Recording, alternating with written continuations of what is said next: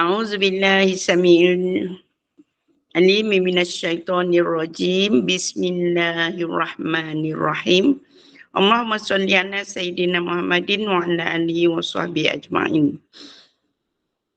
Assalamualaikum warahmatullahi wabarakatuh. Diucapkan kepada yang berbahagia Ustaz jemputan untuk kuliah Maghrib di Gema Nur Iman pada malam ini, iaitu Al-Fadil Ustaz Abdul Hadi bin Johari, bagi mengisi slot untuk pembelajaran fiqh wanita, insya-Allah. Diucapkan juga kepada yang berusaha Puan Rosniati Mansur, pengurusi Gema Nur Iman dan barisan kepimpinan AJK-nya, dan juga diucapkan salam kepada semua jemaah yang telah berada di dalam talian Google Meet. Syukur Alhamdulillah kita dapat bersama Ustaz lagi pada malam ini, pada malam di bulan yang mulia iaitu malam Rejab. Semoga kita mendapat barakah hasil perkongsian ilmu bersama Ustaz sebentar lagi. Bagi memohon keberkatan majlis, marilah kita mulakan kuliah pada malam ini dengan bacaan umul kitab, dan kita niatkan, kita hadiahkan kepada junjungan besar Nabi Muhammad sallallahu alaihi wasallam, ahli keluarga baginda, sahabat-sahabat baginda, dan juga kepada semua muslimin dan muslimat yang masih hidup ataupun yang telah lebih dahulu meninggalkan kita. Al-Fatihah. أعوذ بالله من الشيطان الرجيم بسم الله الرحمن الرحيم الحمد لله رب العالمين الرحمن الرحيم مالك يوم الدين إياك نعبد وإياك نستعين اهدنا الصراط المستقيم صراط الذين أنعمت عليهم غير المغضوب عليهم ولا الضالين آمين. Amin amin ya rabbal alamin. Untuk tidak membuang masa, saya serahkan kepada Ustaz, dan semoga ilmu yang akan kita dapat daripada Ustaz sebentar nanti akan memberi kita rahmat dan redha Allah, insya-Allah. Dipersilakan Ustaz. Assalamualaikum warahmatullahi wabarakatuh. Alhamdulillahi rabbil alamin. Wassalatu wassalamu ala asyrafil anbiya'i wal mursalin Sayyidina wa maulana Muhammadanil amin wa ala alihi wa sahbihi ajma'in. Subhanaka la ilma lana illa ma 'allamtana innaka antal alimul hakim. Wa la hawla wa la quwwata illa billahil aliyyil azim. Allahumma salli salatan kamilatan wa sallim salaman tamman ala nabiyyin tanhallu bihil 'uqad wa tanfariju bihil kurab wa tuqda bihil hawaij وتنال به الرغائب وحسن الخواتيم ويستسقى الغمام بوجهه الكريم وعلى آله. Puan Rosniati selaku pengerusi Gema Nur Iman, Puan pengacara majlis pada malam ini, seluruh staf kepimpinan Gema Nur Iman, muslimin dan muslimat, mukminin dan mukminat yang dirahmati Allah, sidang pendengar yang dirahmati Allah Subhanahu wa taala. Alhamdulillah, hari ini 1 Rejab dan kita ada lebih kurang 2 bulan lagi untuk kita masuk ke Ramadan Al-Mubarak. Sebab itu kita akan melazimi doa bermula pada malam ini supaya Allah Taala memberkati Rejab kita, kemudian memberkati juga Sya'ban kita, dan juga menyampaikan kita ke bulan Ramadan. Jadi alhamdulillah, saya merasakan ramai di kalangan pendengar dari kalangan wanita lah. Semuanya bukan kalau tak semua pun, ya, maknanya ada sebahagian dari kalangan kita ini yang ramai yang berpuasa pada hari ini. Ini dinamakan sebagai mentazimkan bulan Rajab, kerana Rajab ini dia termasuk dalam bulan haram. Ya, termasuk dalam bulan haram. 3 yang bergabung, 1 yang berasingan. Betul Zulhijjah, Muharram. Siapa boleh ingatkan saya? Lupa bila. Zulqaidah, Zulhijjah, kemudian Muharram, kemudian Rajab. Betul ada 4 semua yang bulan haram yang Allah Subhanahu Wa Taala berikan kita kelebihan pada bulan-bulan tersebut. Ini sebenarnya sunnatullah. Ada bulan yang Tuhan berikan kelebihan dari bulan-bulan yang lain. Ada yang Allah Ta'ala buat insan yang lebih mulia dari insan yang lain. Ada tempat yang Allah Ta'ala buat lebih mulia dari tempat yang lain. Jadi Rajab ini, dia bulan haram. Bahkan disebut oleh para ulama bahawa orang-orang Arab dahulu sebelum dari kedatangan Islam pun sudah memuliakan Rajab ini. Sehingga kan mereka menjadikan kehormatan darah mereka terjaga pada bulan Rajab ini, sehingga kalaulah ada seorang pembunuh yang telah membunuh ahli keluarganya, misalnya membunuh ayahnya, kemudian dia cari-cari tak jumpa. Dia cari tak jumpa pencuri tersebut, tetapi dia terjumpa pembunuh itu pada bulan Rajab. Maka dia tidak akan membunuh pembunuh ayahnya tadi pada bulan Rajab kerana memuliakan Rajab. Maknanya Rajab ini mulia sebelum kedatangan Islam, bahkan datangnya Islam menambahkan lagi kemuliaan Rajab itu. Ya. Jadi itulah mukadimah saya pada malam ini. Alhamdulillah, semua saya lihat agak kekenyangan, termasuk admin pun kekenyangan. Mungkin buka puasa makan murtabak kot. Murtabak tak ada lagi, mana bulan Ramadan ya. Jadi ada yang nak tanya soalan ataupun ada topik khusus ke yang nak saya sebut pada malam ini? Nak saya bincang? Ada saya janji apa-apa ke? Ada Ustaz. Bukan Apa saya yang- janji. Janji apa tu? Janji untuk beritahu kita apa jenis-jenis solat yang sunat yang kita boleh gabungkan. Baik, ada pen tak di depan tu dengan kertas? Ada buku, ada pen, ada kertas, ada. Alhamdulillah. Liquid paper dah tak? Takut tersilap. Baik. Tengok, Raba ada raba. saya akan sebut beberapa solat sunat yang boleh digabungkan dalam solat fardu, dia boleh gabung, dan boleh digabungkan solat sunat dengan solat sunat, solat fardu dengan solat sunat. Ini ada beberapa. Baik, cuba tulis. Yang pertama, 2 rakaat sunat tawaf. Yang ni sunat yang boleh digabungkan dalam solat fardu atau dalam solat sunat. Ya, 2 rakaat tawaf. Satu. Yang kedua, 2 rakaat sunat ihram. 2 rakaat ihram itu boleh digabungkan dalam solat fardu atau dalam solat sunat. Ya. Baik. Yang ketiga sudah tentulah tahiyatul masjid. Tahiyatul masjid boleh digabungkan dengan solat fardu atau solat sunat yang lain. Misalan dia sampai masjid, dia terus sembahyang sunat qabliyah 2 rakaat, maka dia akan dapat pahala sunat tahiyatul masjid sekali. Okey, ataupun dia sampai orang dah iqamah dah, maka dia terus sembahyang zuhur atau dia sembahyang maghrib, maka dia akan dapat sekali solat tahiyatul masjid kerana tempoh dia masuk masjid itu baru sahaja. 3. Yang keempat, solat zawal. Solat zawal ni sebelum fardu zuhur. Dipanggil sebagai solat sebelum fardu zuhur. Wallahu alam, yang ni saya tak pernah dengar. Jadi saya minta soalan tu KIV sekejap. Soalan solat zawal ni. Kerana bila sebelum fardu zuhur tu, dia matahari tu dia terpacak. Yang saya tahu makruh semayang. Tapi tak apalah, simpan dulu soalan tu. Kerana yang ni saya jumpa dalam sebahagian kitab menyebut solat zawal. Okey.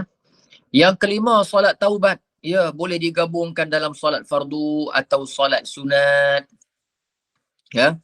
Kita solat takbir Allahu Akbar semayang zuhur. Maka niat sekali aku nak semayang taubat sekali. Solat taubat boleh. Kemudian solat istikharah. Solat sunat istikharah juga boleh digabungkan dalam solat sunat atau solat fardu. Ma fi muskilah, tak ada masalah. Lagi solat apa lagi? Solat sunat tasbih boleh digabungkan dengan solat fardu atau solat sunat. Ya. Baik. Kemudian yang ke-8, solat hajat. Solat sunat hajat boleh digabungkan dalam solat fardu atau solat sunat yang lain.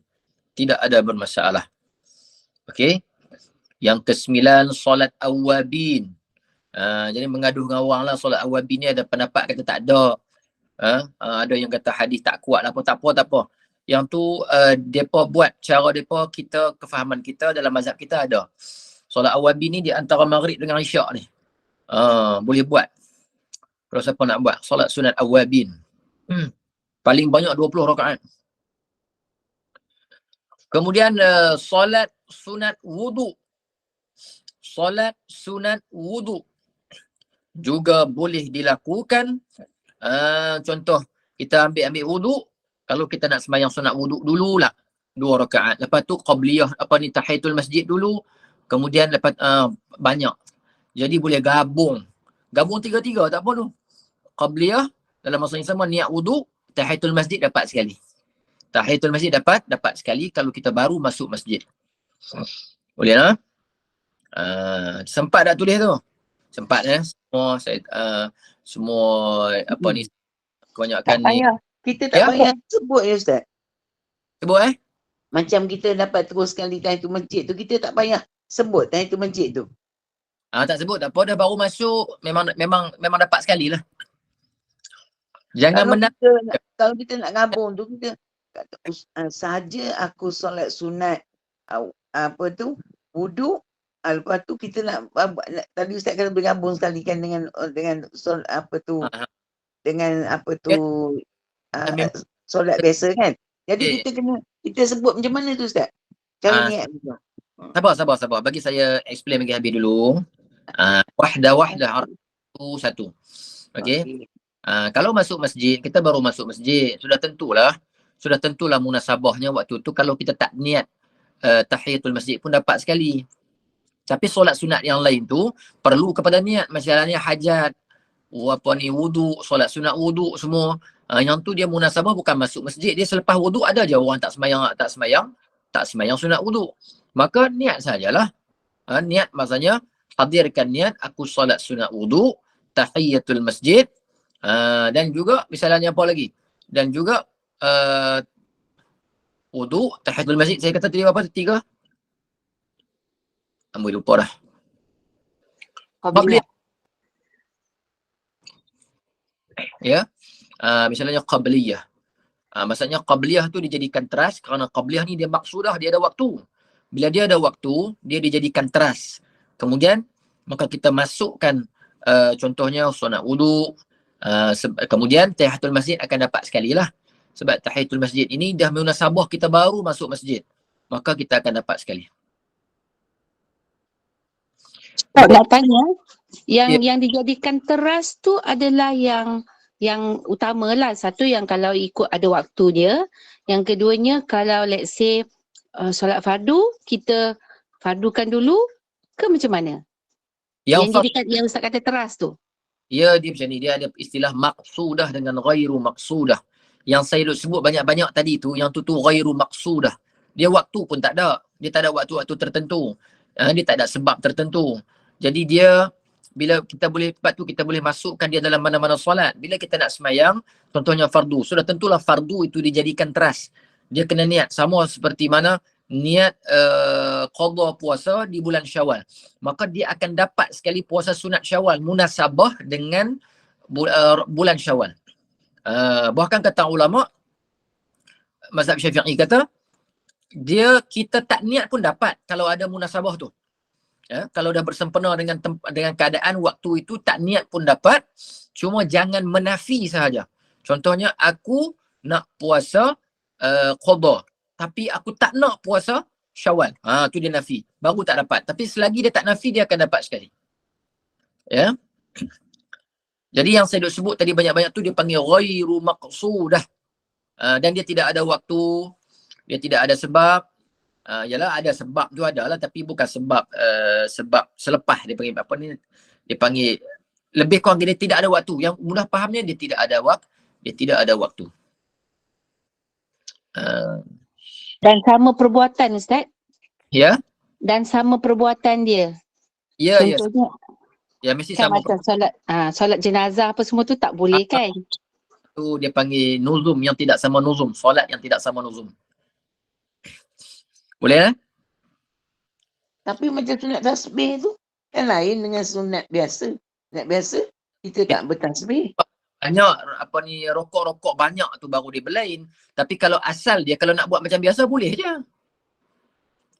Nak buat solat sunat tasbih macam biasa kan? Ataupun jadikan solat sunat tasbih itu sebagai, kalau kita nak sembahyang sunat tasbih, dia nuzum tak sama tu maksudnya yang pertama dia tasbih, solat sunat tasbih itu memang rokok dia mungkin akan jadi lebih, bacaan dia panjang. Tetapi boleh saja kita masukkan sunat yang lain di dalam solat sunat tasbih itu maksud dia.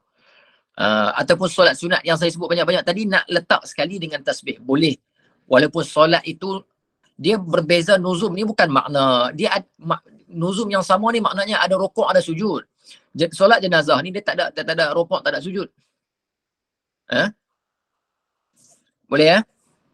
Dan solat tasbih ni kalau kita buat macam biasa pun tetap dapat, tetap sah. Dia ada yang akmal, yang kamal, yang sempurna, dan dia ada yang biasa.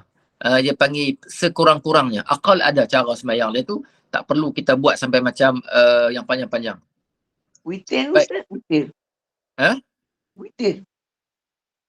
Witir, Kalau kenapa nak witir, boleh gabung. tak beza? Witir sama. Sebab dia witir kan dia 3 dan 1 je kan dia ganjil kan.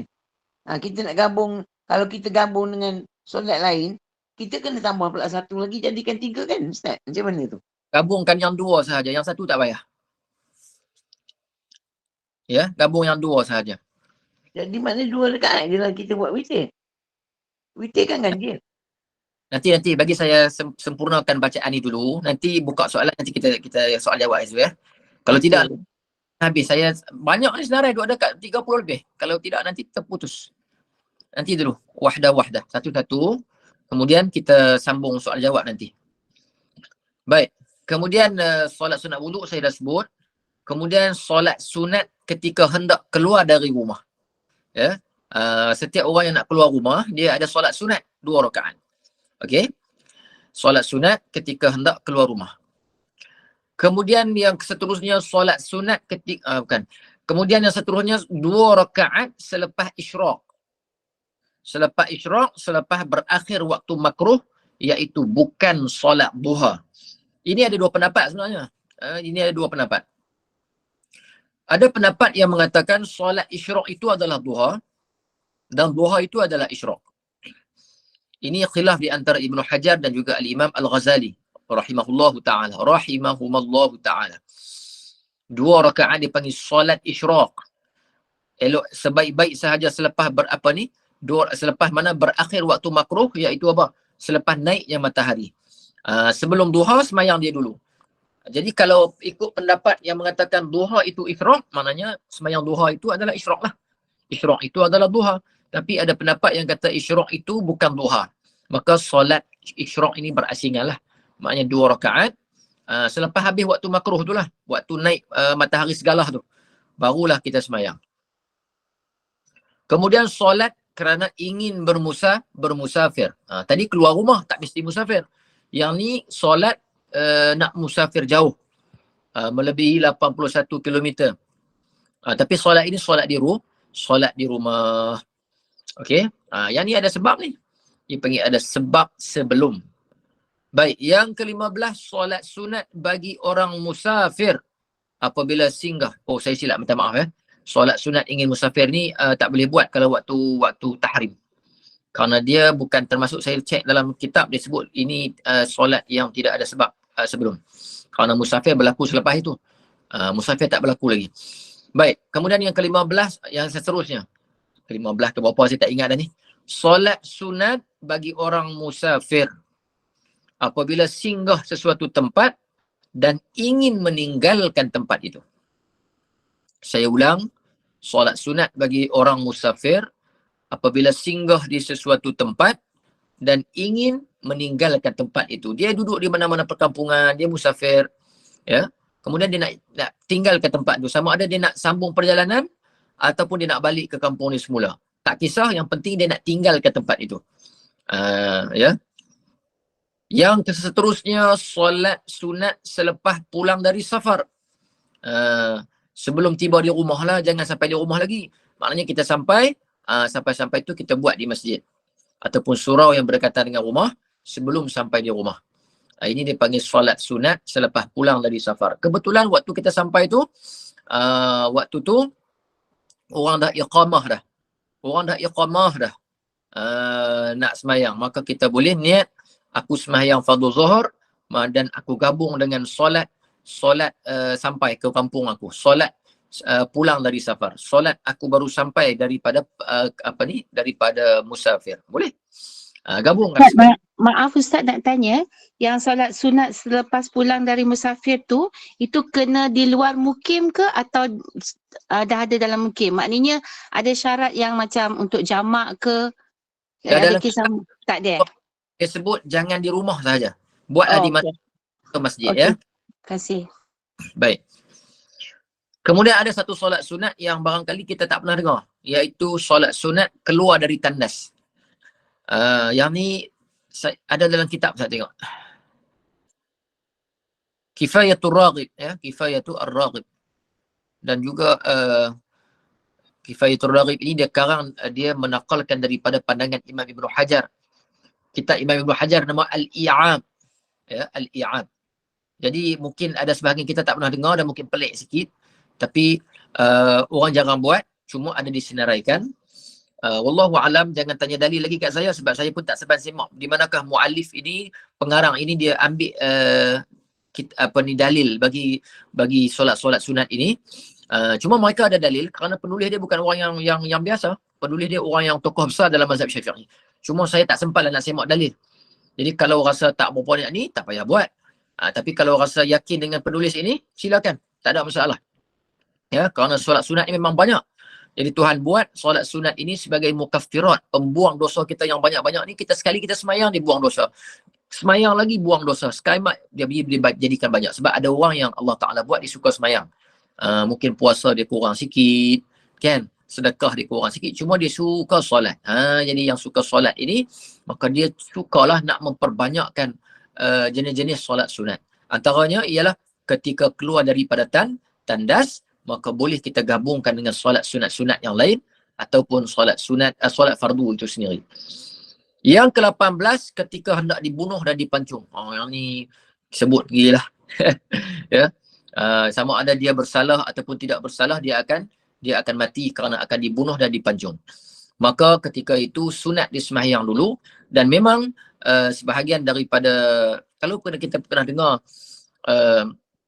seorang mujahid di Libya dulu nama Omar Mukhtar, dia tariqah Sufiyah, menentang penjajah Itali.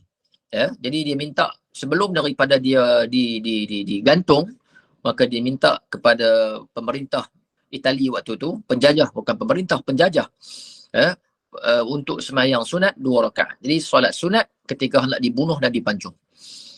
Kemudian yang seterusnya 2 rakaat ketika ingin meninggalkan masjid baginda Rasulullah sallallahu alaihi wasallam, Masjid An-Nabawi. Kita dah nak berangkat, nak balik dah. Nak keluar daripada masjid itu, sunat kita sembahyang 2 rakaat. Dia panggil 2 rakaat ketika ingin meninggalkan masjid baginda Rasulullah sallallahu alaihi wasallam. Kemudian apabila memasuki tempat yang tidak menyembah Allah, padanya penuh dengan syirik. Kan? Kita masuk satu tempat, tapi masuk bukan kita nak sonok-sonok, kita nak enjoy-enjoy, tak. Kita masuk situ mungkin kerana terpaksa. Ataupun kerana kita terpaksa masuk ke, ataupun apa-apa situasi lah. Bayangkanlah situasi tu macam mana kita terpaksa masuk. Maka kita tempat itu penuh dengan kesyirikan, maka kita disunatkan untuk sembahyang 2 rakaat. Jadi sembahyang ini juga boleh digabungkan. Ya. Kemudian yang seterusnya apabila melalui tempat yang tidak pernah dilalui. Masya Allah. Ini solat sunat. Dia panggil, kita tak pernah lalu situ. Kalau ada kelapangan, contohnya kita tak pernah lalu di pergunungan, bukit, banjaran, yang kan. Himalaya kat mana entah? Banjaran Himalaya ke apa? Himalaya dekat sini dekat Malaysia. Kalau pergi tempat macam contoh saya dulu pergi di Indonesia, lalu satu tempat yang curam semua. Kalau van berhenti ada surau, ada kelapangan sembahyang, sembahyang sunat kerana pertama kali melalui tempat tersebut. Jadi semua solat-solat yang pelik-pelik ni, pelik lah sebab kita baru dengar kan. Jangan tanya saya dalil mana. Sebab yang ni semua kena semak balik dalil dalam kitab dia orang. Kitab-kitab ulama tadi. Cuma saya sebut lagi sekali, pengarang kepada kitab ini adalah ulama yang berautoriti. Dan kita boleh untuk mengikutnya kerana mereka adalah mujtahid. Baik. Kemudian seterusnya 2 rakaat bagi setiap pasangan ketika akad nikah sebelum bersama. Yang ni bukannya mesti semayang di masjid. Orang semayang, minta maaf saya sebut sebelum bersama ni maknanya sebelum jima'. Jadi kadang-kadang dia nak semayang yang lelaki tu nak jemaah dengan perempuan selepas akad nikah lah, selepas akad nikah. Dia kata bila selepas akad nikah nak semayang. Jadi kalaulah pakaian tu okey, saya tak kisah sangat. Kan? Tapi kadang-kadang pengantin tu pun Allahu Akbar. Pakaian ketat ni saya pun tak tahulah masalah kerana orang panggil apa, susah nak mengelak kadang-kadang. Walaupun kadang-kadang suami tu tengok dah ustaz dah kan. Tapi dah macam mana tak tahulah. Last sekali je pakai ketat juga dia punya isteri. Jadi kalaulah semayang, boleh bayang lah kalau telekung tu, kalau sujud tak orang nampak sangat bentuk badan. Ni dengan pakaian ketat macam tu, saya habaq kalau dah pakai macam tu, balik semayang di rumah lah. Balik semayang di rumah. Malu kat orang duk tengok. Baik. Bahkan kalau pakaian macam tu, dia sah semayang tetapi sah bersama dengan dosa. Kerana kalau ada di kalangan ajnabi yang melihat susuk tubuh wanita yang mengikut bentuk tubuh badan tadi. Sebab itu dia panggil tidak boleh, dia panggil apa? La yasif, tidak boleh mengambil bentuk tu tubuh kita. Dia dalam rumah tak apa nak sembahyang macam tu, makruh jelah. Baik, kemudian solat sunat untuk mendapatkan benda yang hilang. Ya. Benda kita hilang, kemudian kita nak solat sunat. Kebetulan kalau kita nak sembahyang zuhur ke waktu tu, masukkan sekali. Termasuk juga aku nak solat dalam fardu. Dalam solat fardu ini aku niatkan juga untuk mudah-mudahan Allah Ta'ala mengembalikan semula barang aku yang hilang. Ada juga pandangan kata solat kerana sesat jalan. Sesat jalan maka solat kerana sesat jalan. Supaya Allah Ta'ala tunjuk jalan balik. Seterusnya solat sunat yang dibuat bagi hamba yang melarikan diri kembali kepada tuannya. Yang ni tak ada hamba. Kita tak payah panjang-panjang. Sekarang dah tak ada hamba lagi. Kemudian solat sunat ingin memasuki Kaabah. Masuk Kaabah, sebelum masuk, maka sunat 2 rakaat. Maka begini juga boleh digabungkan.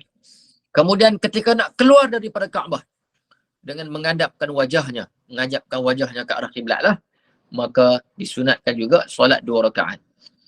Kemudian solat hifzul Quran, dipanggil solat hifzi. Yang ni kami di Mesir selalu buat. Kalau nak examnya, kami akan buat solat hifzi. Ya, namanya solat hifzi. Hifzi. Ini kalau anak-anak nak SPM, nak ambil PMR, PMR tak ada dah. UPSR pun tak ada dah. Tak kisahlah apa periksa pun, periksa nak ambil lesen memandu ke apa kan. Jadi solat sunat, dia panggil solat sunat hifzi. Kami di Mesir kalau nak exam, nak dekat-dekat peperiksaan ataupun ketika musim peperiksaan itu sendiri, paper masih lagi tak habis, maka kami akan melazimi solat sunat hifzi. Kemudian yang terakhir 2 rakaat selepas azan dengan berniat solat sunat azan.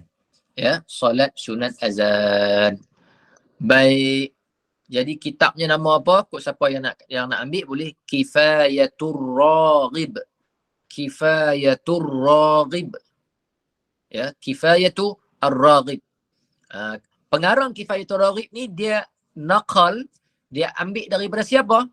Tuan-tuan dengar, perempuan sekalian dengar, dia ambil dari siapa? Dia ambil daripada Imam Ibn Hajar. Tak puas hati lagi Ibn Hajar, ulama besar dalam mazhab kita ni. Ashabut tarjih pula tu. Kita di Malaysia memang ikut pendapat dia. Seperti di dalam kitab Imam Ibn Hajar namanya Al-I'ab. Ya, kitab Al-I'ab. Jadi solat sunat tasbih tidak dikira jika berniat digabungkan dengan solat fardu dan sunat atau sunat lain. Ni tadi yang tanya solat sunat tasbih tidak dikira jika berniat digabungkan solat sunat fardu dengan solat yang lain. Saya ada sebut solat tasbih tadi. Banyak Ada sebut. Ustaz. Ni dia sebut ni tak boleh pula lah. Solat sunat tidak dikira jika berniat digabungkan dalam solat fardu atau sunat lain, tak boleh. Tetapi ada pendapat kedua. Dengar baik-baik ya. Ada pendapat kedua. Akan tetapi dalam kitab Tarsyihul Mustafidin menyebutkan bahawa solat tasbih itu boleh digabungkan dengan solat lain berdasarkan pandangan Mu'tamad Ibnu Hajar dalam At-Tuhfah, bahawa solat tasbih itu ialah solat-solat mutlak yang tiada sebab baginya. Maka di sini ada dua pendapat. Jadi yang saya sebut tadi boleh gabung ikut pendapat Mu'tamad. Pendapat yang paling kuat boleh gabung. Boleh ke? Boleh gabung. Jadi tak ada masalah. Saya dah jawab dah soalan. Menjawab persoalan Puan Wan Aisyah ke tadi kalau tak silap yang tanya kan? Ya. Boleh. Okey. Dan apa yang disebutkan daripada solat Al-Awwabin, dinamakan solat Al-Ghaflah, bahawa dia boleh digabungkan solat fardu atau sunat lain, inilah pandangan Al-Imam Ar-Ramli dalam kitab An-Nihayah. An-Nihayah ni namanya Nihayatul Muhtaj lil Imam Ar-Ramli. Semua tokoh-tokoh besar ni. Ini berbeza pula dengan pandangan Ibnu Hajar dalam fatwanya. Beliau menyebut solat Awabin tersebut adalah solat yang berasingan sendiri seperti solat witir. Wallahu a'lam, kita tak payah nak pening-pening. Baik, saya ambil semua ini, catatan ini ambil dari sahabat saya, yang mana sahabat saya ini dia ambil daripada seorang syekh namanya Syekh Taha Al-Hamadi. Syekh Taha Hamadi. Syekh Taha Al-Hamadi ini dia daripada Yaman, pakar mazhab Syafi'i, dan sekarang kalau datang ke Kedah, dia menetap di Kedah. Dia dari Yaman. Jadi banyak tutup guru di Kedah ini, ahli-ahli majlis fatwa dan mufti yang duduk jabatan mufti misalnya, sedang belajar dengan dia di pondok Sungai Dedak di dekat Yan. Ya, dia dijemput untuk dia 4-5 tahun dia duduk di sini, dan dia memang faqih sungguh. Jadi banyak yang kalau masalah yang rumit-rumit kita tanya dia, memang dia boleh jawab. Dia memang alim, dan dia sendiri mengarang satu kitab dalam bahasa Arab lah, dan dia orang Arab kan dalam mazhab kita Syafi'i. Jadi selesai, saya harap semua yang saya sebut tadi itu yang boleh digabungkan. Jadi tak ada kan qabliyah, ba'diyah yang saya sebutkan tu, yang tu semua tu tak boleh. Duha yang tu semua tak boleh gabung. Kerana yang tu semuanya adalah maqsudah, dia berasingan ataupun disebut mustaqillah, berasingan. Ya. Baik, sekarang 8.37. 8.37. Jadi ada yang berhajat nak bertanya? Ustaz. Semua ke soalan? Assalamualaikum. Nama kitab tadi Lahatul Habilin ke Ustaz? Kifayatul Raghib. Kifayatul Raghib. Puan Latifah. Kaf, fa, alif, ya, ta. Kemudian Ar-Raghib hejanya alif, lam, ra, alif. Alif, lam, ra, alif. Kemudian ghain, ba. Habis. Kifayatul Raghib. Dapat tak Puan Latifah? Dapat. Okey, kalau ditanya Kifayatul Raghib ni ambil daripada siapa? Ambil daripada Al-Imam Ibnu Hajar dalam kitab Al-I'ab. Al-I'ab. Jadi untuk dalil untuk sumber itu dah memang sumber yang kuat dah tu dalam mazhab kita, kerana kitab Tuhfah dan I'ab ini karangan Ibnu Hajar, yang mana Imam Ibnu Hajar adalah ashabut tarjih dalam mazhab kita. Yang kita di Malaysia ikut pandangan dia. Jadi siapa yang nak ikut yang saya sebutkan banyak-banyak tadi boleh. Tidak ada masalah.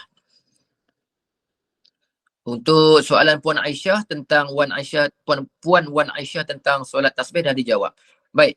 Saya buka soalan. Assalamualaikum Ustaz. Waalaikumsalam. Saya Zaliha binti Ibrahim. Saya nak tanya Ustaz, semayang duha tak boleh digabungkan dengan semayang taubat ke Ustaz? Semayang duha. Semayang duha tak boleh gabungkan dengan semayang taubat ke Ustaz? Semayang duha. Boleh? Boleh? Boleh. Itu aja. Terima kasih Ustaz nak tanya. Nak bawa duha tu masuk. Macam usolli sunatan duha, habis tu dalam hati aku gabung dengan semayang taubat kerana Allah Ta'ala. Dia kan dia teras yang teras. Kemudian contohnya kita masuk masjid ketika waktu duha. Kita semayang sunat duha dapat sekali tahiyatul masjid. Maka begitu juga kalau kita semayang duha, kemudian kita gabungkan dengan semayang taubat, boleh. Okay, terima kasih Ustaz. Assalamualaikum. Cuma dua keras lah. Ustaz, tak perlu niatkan dalam hati ke? Wajib niat, mesti niat. Kalau tak niat tak dapat tu, kena niat. Contohnya, kalau saya semayang duha, Ya. saya masuk masjid kan, saya semayang duha, saya niat Ya. duha je lah. Yang tahiyatul masjid tu tak payah niat kan? Tak niat pun dapat sebab kita baru masuk masjid. Dia munasabah dengan baru masuk masjid. Dia sama duduk dalam Syawal, kita qada puasa pun tetap dapat pahala qada tu, bulan Syawal tu. Ustaz, kalau macam saya kata nak buat semayang duha, lepas tu saya nak buat sembahyang sunat taubat tu, niatnya semayang duha juga je. Tak payah niat sembahyang ni. Kalau kalau berasingan tetap juga kena niat. Cuma saya nak bagi tahu yang terbaik memisahkan, bukan digabungkan. Oh, okey. Yang diasing-asingkan. Kalau nak dapat pahala banyak, yang terbaik keluar daripada khilaf, kemudian pahala lebih banyak kerana perbuatan yang lebih banyak, maka tetaplah memisahkan. Itu lebih baik daripada menggabungkan. Assalamualaikum. Saya faham Ustaz. Saya tanya ya, Puan Zalia. Okey, kalau lintasan hati niat kita tu, sebab selalunya kita akan buat tu sebab kita terlambat. Contohnya kalau pagi tu kan kita bangun dah terlambat, jadi kita nak buat sekali harum tu. Jadi bila kita angkat takbiratul ihram tu, kita niat dalam hati kita tu, lintasan hati kita tu, tetapi kita macam tak fully Ustaz. Maknanya saya nak buat masa tu, saya nak buat witir, saya nak buat hajat dan saya juga nak buat taubat. Okey, 3 ya. Tapi bila dah habis kita mengangkat takbiratul ihram tu, kita rasa macam satu tu tak terlintas dalam hati kita. Macam mana tu Ustaz? Kalau tak terlintas, kalau yakin tidak terlintas, maka tak dapat lah. Tak dapat lah. Tapi kalau kita memang sebelum masuk tu, sebelum kita mengangkat takbiratul ihram tu, kita dah plan dalam otak kita, kita nak buat benda tu. Maknanya kita niat ini, bukan dia macam ni. Niat ini dia disebut dengan insihab. Insihab ini disebut insihab, maknanya menarik masuk. Maknanya kadang-kadang kita sebenarnya mungkin dah masuk. Faham tak? Lintasan. Kalau mood kita berada dalam mood tersebut, ataupun kalaulah boleh sahaja bertaklid dengan pendapat yang mengatakan bahawa ada niat dalam mazhab kita sendiri, kalaulah tapi pada saya kita pegang saja pendapat yang muktamad dalam mazhab kita, sekiranya memang tidak terlintas langsung dan tidak ada apa-apa lintasan langsung, maka dapat yang kita niatkan sahajalah. Ya, kerana kita niat dalam mazhab kita agak berat, iaitu muqtarinan bi fi'lihi. Tapi kalau mazhab lain, apa yang terlintas sebelum itu dikira. Jadi saya sebutkan pada puan, kalaulah banyak sangat, buat macam ni. Ini pandangan sebahagian daripada Tok Guru sebut. Kita sebutkan sebelum takbir itu kita niat, kita niat taubat, apa 3 semayang yang puan sebut tadi, maka kita takbir, kita ingatkan balik saja secara ijmal disebut. Secara ijmal. Apa yang aku terlintas tadi, aku nak bayangkan secara ijmal. Ijmal ni ringkas saja semua. Dia bukan satu-satu. Dia ijmal apa yang aku teringat tadi, maka semua tu dah dikira. Oh, okey. Terima kasih Ustaz. Ya. Assalamualaikum Ustaz. Assalamualaikum Ustaz. Saya nak tanya, kalau semayang sunat Isyak digabungkan dengan semayang taubat, boleh tak Ustaz?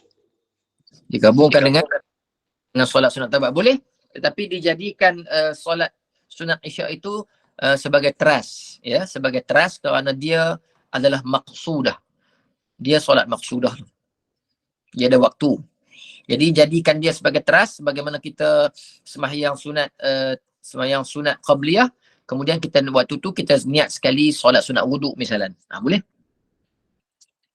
Okey Ustaz, terima kasih Ustaz. Itu wajib saya tanya. Assalamualaikum Ustaz. Waalaikumsalam. Ya.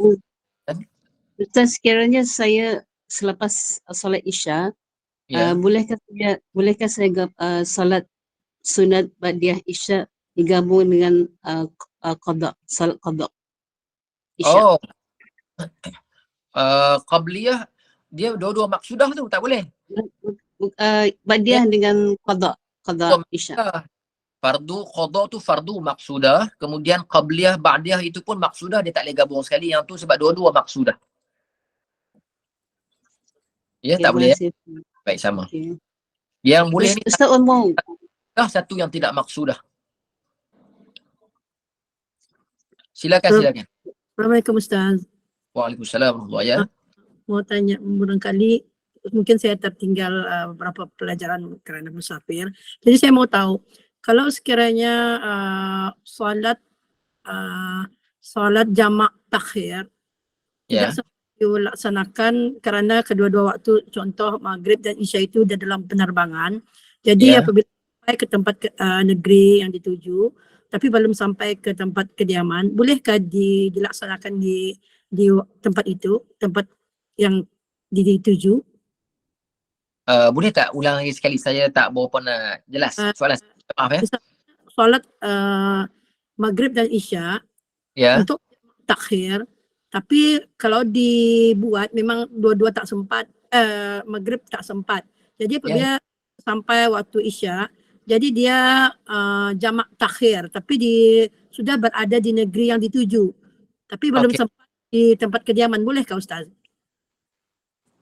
Kediaman, dia sebenarnya saya sebut hari tu kita dalam daurah masalah jamak qasar, kita kena tahu kita tempat ni kita nak stay tu hotel misalnya, kita nak duduk berapa hari situ. Kalau letak sampai hari, boleh saja kita buat jamak takhir di hotel. Boleh kalau tak sampai 4 hari. Kalau 4 hari dan ke atas, maka kita dah tak boleh buat. Kita kena buat sebelum sampai ke hotel. Sebelum sampai ke kawasan hotel tu. Ya. Jadi kalau sudah pulang ni Ustaz, okey kah? Ya. Kalau sudah pulang dari musafir, dia mau salat jamak takhir, tapi sudah kira yang terakhir lah, hari yang terakhir dalam musafirnya. Boleh, tapi jangan sampai ke kawasan kediaman rumah kita lah, di halaman kita tak boleh, di kampung kita dah tak boleh lah. Tapi kalau jamak takdim bolehkah juga Ustaz? Dua-dua tak boleh. Dua-dua syarat jamak tu kalau kita tengok lah itu, syarat jamak ni mesti baqa al-udhr. Mesti kekal dalam uzur. Tapi kalau dah sampai rumah, sampai ke kampung halaman, kita dah tak ada uzur. Kita dah hilang status musafir. Kerana sudah sampai ke kawasan pedalaman kita. Kawasan pemukiman kita. Kalau lain mukim boleh tu Ustaz? Ya. Kalau mukim lain boleh? Jangan sampai masuk mukim kita lah. Sebelum mukim kita, mana? Mungkin dalam 10 km lagi nak sampai rumah. Okey, sebelum sampai rumah kita tu ada masjid lain yang bukan masjid dalam pemukiman kita, silakan buat di situ. Boleh jamak takhir di situ. Jamak takdim pun boleh di situ. Contoh di airport lah Ustaz boleh Ya, boleh. Kalau airport itu bukan sebelah rumah dia. Ini airport sebelah rumah tak boleh lah. Okey. Assalamualaikum Ustaz. Saya nak tanya satu lagi saja Ustaz. Kalau semayang tasbih Ustaz, yang baca subhanallah tu kan, kalau kita tak dapat baca dia 15 kan, kalau macam kita berkata dalam hati, betul tak 15 ni, betul tak 15, macam mana tu Ustaz? Tu saya nak buat tapi saya takut. Dulu saya buatlah, tapi macam takut kok tak cukup 15 yang rukuk, 15 sujud tu kan. Subhanallah walhamdulillah tu kan. Tu Ustaz. Yang kan? Sunat tasbih. Ni dia. Baik, saya baca di sini ya. Pengarang ni dia ambil dalam ni, dia kata yang terakhir. Soalan tadi takut, dia kata 15 kali selepas surah sebelum rukuk, 10 kali dalam baik. Soalan puan tadi, kalau tak cukup kah? Puan Zaliha, soalan tadi kalau tak cukup kah, macam mana? Yelah, macam tak cukup lah 15, betul ke tidak 15 tu, arti tu berkata lah kan. Sah tak tu Ustaz? Saya nak buat tapi saya macam jadi takut kalau tak cukup 15 yang kita subhanallah tu kan. Saya takut tu. Takut apa sebenarnya? Takut nak buat, takut tak mencukupi 15 tu. Dia bacaan tanya. Yang usolli sunatan tasbih tu 2 rakaat kerana Allah Ta'ala. Yang kita baca Allahu Akbar. Lepas tu baca Fatihah tu kita Faham. ruku subhanallah walhamdulillah kan. Yang biasa saya dengar lah. Saya faham tasbih tu. Cuma saya nak bagi tahu kebimbangan itu atas sebab apa? Kalau sebab sah, takut tidak sah, dia tidak membabitkan sah batal kerana bacaan itu pun sunat. Kalaulah kerana takut, tak cukup, cukup kan? Tapi tak tahu buat apa. Rasa buat apa? Tambahlah. Ataupun kalau tak cukup rakaat pertama tak cukup jumlah. Kalau solat sunat tasbih ni dia boleh bawa. Contohnya dia boleh carry. Yang tak cukup dalam rakaat pertama dia boleh carry ke rakaat kedua. Dia boleh bawa.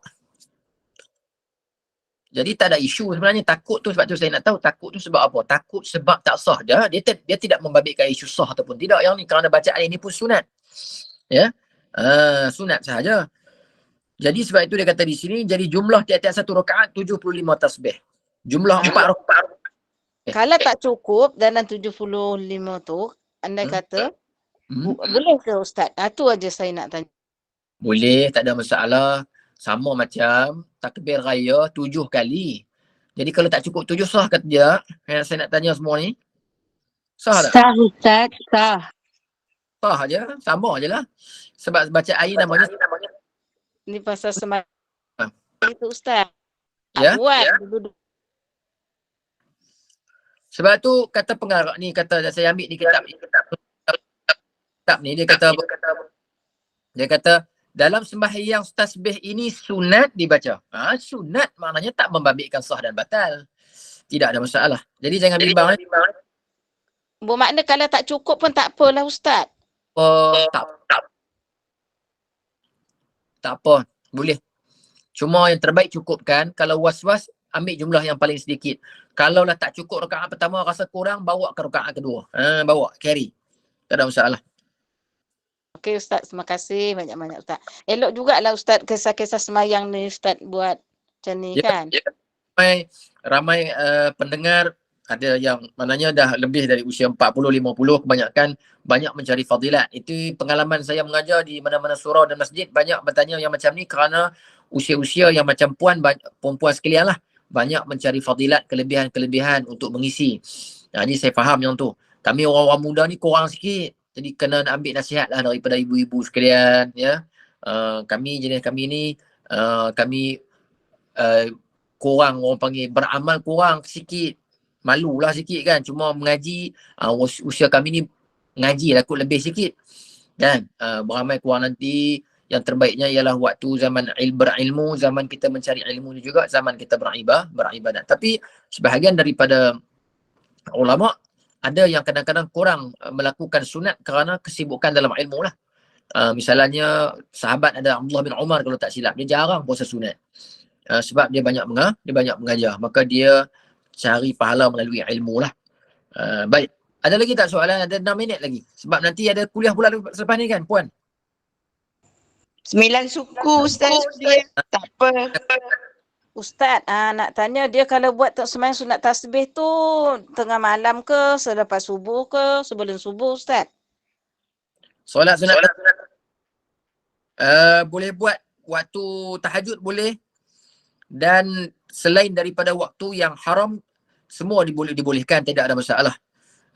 Cuma yang terbaik ni solat tasbih ini kita buat pada waktu bila waktu ni lah, waktu tahajud, waktu qiyamul lail.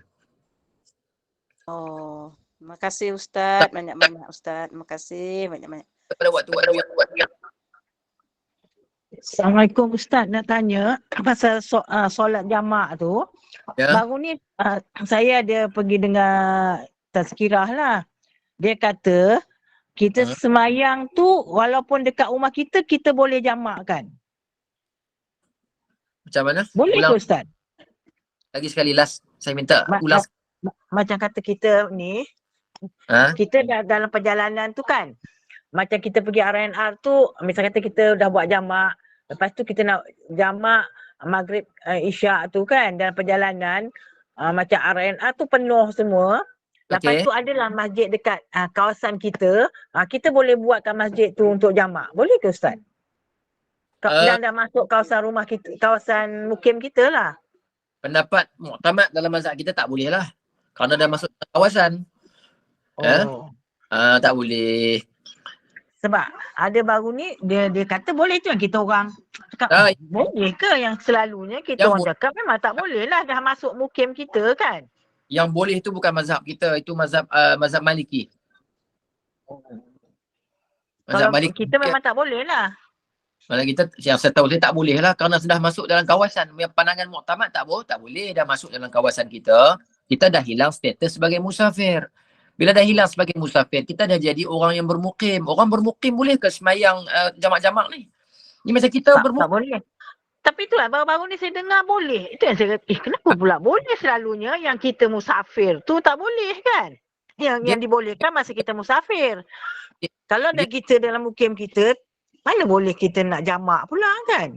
Bahagian daripada asatidah kita ni, dia ambil pandangan mazhab-mazhab yang lain. Saya tahu pandangan Ibnu Abbas radhiyallahu taala anhu yang mana menunjukkan Nabi pernah menjamakkan sembahyang tanpa sebab. Tapi tidaklah dia qasarkan. Dia menggabungkan empat juga. Alah dia jamak lah. Pendapat dalam mazhab kita, tetapi pendapat dalam mazhab Maliki. Kiranya kalau ikut mazhab kita tak boleh lah. Ya, tak boleh puan. Okey, terima kasih Ustaz. Nak tanya satu. Boleh, kalau solat qadha ni tak ada yang boleh gabung lah. Boleh gabung dengan sembahyang yang saya sebutkan tadi. Yang banyak-banyak tadi. Tak, maksud saya kata kita qadha Zuhur ke Asar tak boleh. Ya, bolehlah qadha, kenapa? Saya nak kata qadha kan, qadha yang sembahyang Zuhur. Lepas tu kita niat sembahyang Asar sekali tak boleh qadha. Yang tu tak boleh, maksudah kedua-dua tu. Okey. Masih. Sama-sama. Satu lagi soal. Ya, silakan. Ustaz, kalau kita nak sujud dari iktidal, apa yang dulu antara lutut atau tangan yang touch sejadah dulu? Lutut dulu. Kalau Terus, tangan tak boleh. Kemudian tangan. Kalau sekiranya tangan dulu, Ustaz, salahkah? Kalau ikut pendapat dalam mazhab kita, menyalahi sunnah Nabi SAW. Ya. Saya tahu ini ada asatidah yang kata turun tangan dulu. Sebenarnya dia huraian kepada hadis itu panjang lah. Dalam masa yang singkat ini tak sempat saya nak huraikan. Cuma pandangan yang terkuat dalam mazhab kita ialah pandangan mazhab kita lah, bukan yang terkuat. Pandangan mazhab kita bahawa turun lutut dahulu, ya. Turun lutut dahulu. Terima kasih Ustaz. Ustaz, kalau mereka yang sakit kaki tu Ustaz, dia nak menahan lutut sakit tu, dia turunkan tangan dulu, kemudian baru lutut dia kena dekat sejadah. Kalau kes saya sakit ni boleh ke dulu? Turunkan tangan dulu. Macam dia nak hold lah maksudnya. Dia masalah ni, dia bukan masalah batal solat ya. Ini masalah dia yang mana kita nak ikut sunnah Nabi SAW. Baik. Sekarang saya nak baca hadis dalam kitab Bulughul Maram karangan Imam Ibn Hajar Al-Asqalani. Ra'aitu an-nabiy sallallahu alaihi wasallam idza sajada wada'a rukbatayhi qabla yadayhi. Akhrajahu Artinya, saya telah melihat Nabi SAW apabila beliau sujud, beliau meletakkan kedua lututnya sebelum kedua tangannya. Jadi urutan langkah sujud, yang pertama meletakkan dua lututnya. Yang kedua meletakkan kedua tangannya. Yang ketiga dahinya bersamaan dengan meletakkan hidungnya. Hidung bukannya wajib ya. Hidung kalau tak kena pun tak batal solat. Jadi isunya ini masalah kesempurnaan. Masalah sunat dan masalah mengikut Rasulullah SAW dalam masalah ittiba'. Maka di sini, kalaulah kita sakit, kita turunkan. Dia bukan, kalau kita tak sakit buat, kita letak tangan dulu pun, tetap tidak batal solat. Ya, dia masalah ni bukan masalah fardu ataupun masalah rukun. Dia masalah menambahkan kebaikan sembahyang kita dari sudut melakukan solat mengikut tata cara yang disebut oleh Nabi SAW. Macam contohlah kita duduk. Duduk dalam sembahyang, duduk tawarruk ataupun istirahah. Tapi kalau nak duduk bersila boleh tak saya nak tanya? Tak ada sakit apa-apa nak duduk bersila boleh ke? Oh, Boleh. Boleh Ustaz. boleh. Jadi Sebab bukan dia sunat saja. Ya, sunat. Sempurna lah Ustaz, tak ikut Nabi, cara Nabi solat. Tapi orang yang sakit macam ni, kalau waktu sihat dia buat sebagaimana yang orang normal buat, maka bila dia sakit dia tak boleh buat, maka Tuhan bayar kepada dia pahala ketika mana dia sihat. Ini penting, waktu sihat buat macam biasa. Kemudian nanti bila bila sakit, kutibalahu mislu ma kana muqiman sahiha, maka Allah Ta'ala tetap akan bagi pahala sebagaimana dia meletakkan lutut dulu kemudian tangan pula. Boleh ya? Jadi waktu sihat kita buat secara sempurna, nanti waktu sakit tidak ada masalah, tetap juga dapat pahala yang sebanyak itu. Ustaz, kalau kita duduk istirahat tu kan dia adalah sunat abad. Jadi kalau kita tak mampu buat duduk secara istirahat tu, kita kena buat sujud sahwi ke setiap kali tu Ustaz? Duduk iftirash bukan sunat abad, dia sunat hayat sahaja. Dia bukan dalam antara 7 sunat abad tu. Bukan. Saya ingat sunat abad tak ada senarai tu. Tak ada dalam tu duduk iftirash tak ada. Duduk tasyahud awal ada. Oh, okay. Alright. Okay.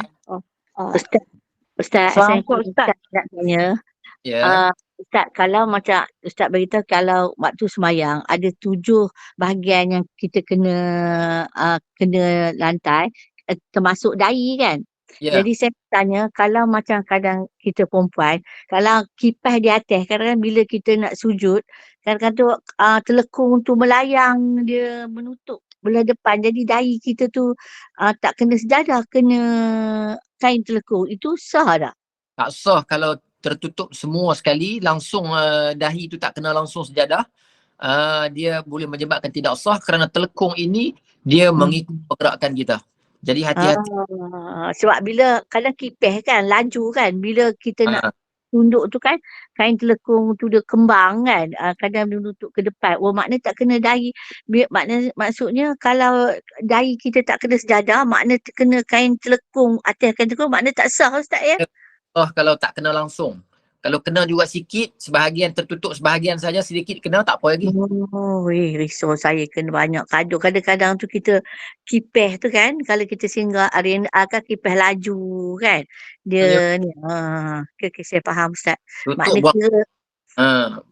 Maknanya kena dahi kita mesti wajib kena salah satu kena sejadah. Dahi mesti kena. Dahi mesti tak boleh ditutup ya. Okay. Terima kasih Ustaz. Assalamualaikum Ustaz.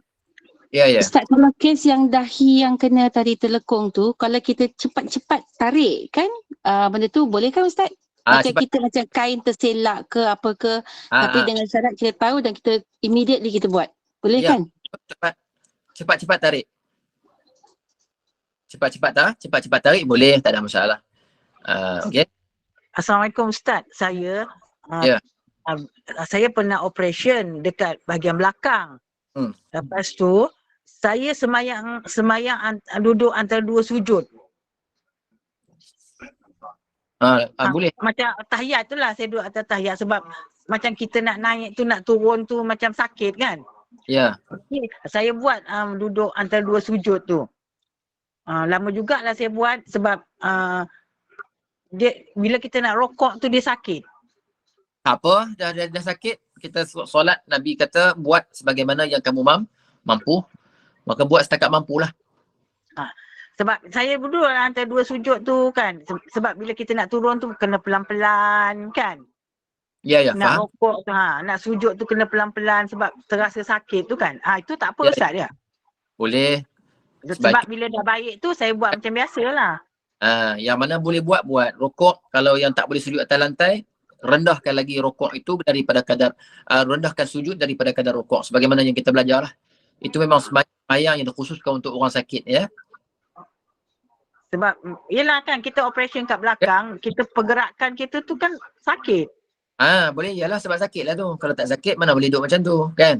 Kita kena sembahyang Tapi bila dah okey tu, saya buat lah. Lepas dah okey, saya buat macam biasa. Tapi bila nak rokok tu, saya tak boleh rokok macam betul-betul rokok lah. Macam saya dah agak sakit tu, saya tegak sikit. Macam tu. Baik, insyaAllah khair diterima, insyaAllah. Mudah-mudahan Allah Ta'ala terima kerana kita semayang sekadar mana yang kita mampu. Okey.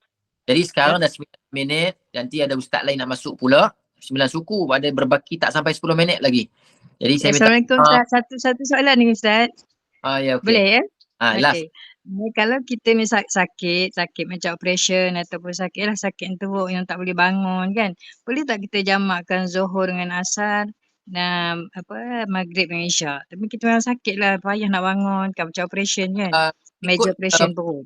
Dalam mazhab kita, dia pendapat mazhab tak boleh. Tetapi sebahagian ashab mazhab kita, dia mencadangkan kata boleh. Jadi bolehlah buat. Saya ringkaskan jawapan, boleh. Kalaulah masyaqqah, kesulitan sakit sangat, maka silakan buat. Nanti dah kurang sikit, kita susun semulalah sembahyang kita. Untuk masa sakit yang sedemikian, kalau betul-betul meruncing dia punya sakit tu, tak dapat nak kawal dan kesukaran untuk kita nak pergi toilet selalu, maka dipersilakan. Nangan yang kata boleh. Betul Ustaz, memang sakit sangat lah operation kan, major operation perut, tak boleh nak gerak kan, badan membengkak semua. Boleh jamak ya? Boleh ya. Okey, baik. Terima kasih Ustaz. Ustaz, sama tak dengan kalau orang tua Ustaz? Kalau orang yang dah uzur, yang dah tua sangat, boleh tak buat macam tu, buat jamak tu? Tua sebab sakit ke apa tu? Tua yang umur macam dah 86 tahun, 87 tahun, memang dah pun dia sakit tapi dia tak adalah dia bedridden, tapi macam susah nak pergi toilet, macam tu lah. Dan dia macam asyik nak pergi toilet saja, kerap kencing, macam tu lah. Macam mana? Oh, itu dia tak masuk sakit tu. Dia kesukaran yang macam tu, kita cadangkan untuk buat jamak suri. Jamak suri ni ambil wuduk dekat-dekat nak habis zuhur lah. Betul. Nanti terus semayang asar. Ya? Baik Ustaz. Baik. Jadi minta maaf Ustaz, jadi orang yang macam operation tadi pun boleh buat jamak suri ya? Boleh. Jamak suri. Ya. Mana lebih bagus tak? Buat jamak biasa tu ataupun jamak suri? Yang operation tadi lah. Jamak suri. Lebih. Jamak suri, sebab jamak biasa ni, jamak suri dia memang akan keluar daripada khilaf terus. Jadi lebih selamat jamak suri sebenarnya. Ya, lebih selamat jamak suri? Ya, lebih selamat guna. Kerana berasingan waktu, cuma hujung-hujung waktu. Elok kita bagi salam, orang dah azan asar, terus sembahyang asar. Ustaz saya. Okey, baik. Ustaz. Okey, terima kasih Ustaz. Okay, Assalamualaikum. Okey, kita sambung minggu depan. Boleh. Aqulu Ustaz. Astaghfirullah azim li wa lakum. Saya minta maaf semua, nanti kita sambung. Jangan risau ya. Kita sambung minggu depan. Sebab nanti ada ustaz lain yang nak masuk, kesian ustaz tu nanti ya. Moderator pun tak boleh tarik nafas lagilah ustaz. Okey nah. Assalamualaikum warahmatullahi wabarakatuh.